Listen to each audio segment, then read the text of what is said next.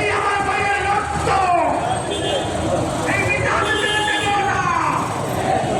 এই রক্তের বন্যায় এই দেশে যাবে অন্যায়। এই জনগণ দিচ্ছে না।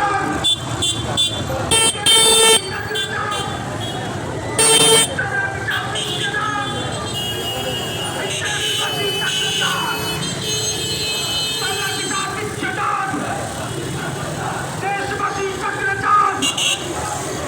ফরিদপুরে হত্যা কেন? এই প্রশাসন জবাব দেয়। এই মধুখালীতে হত্যা কেন? এই প্রশাসন জবাব দেয়। আমার ভাই মরল কেন?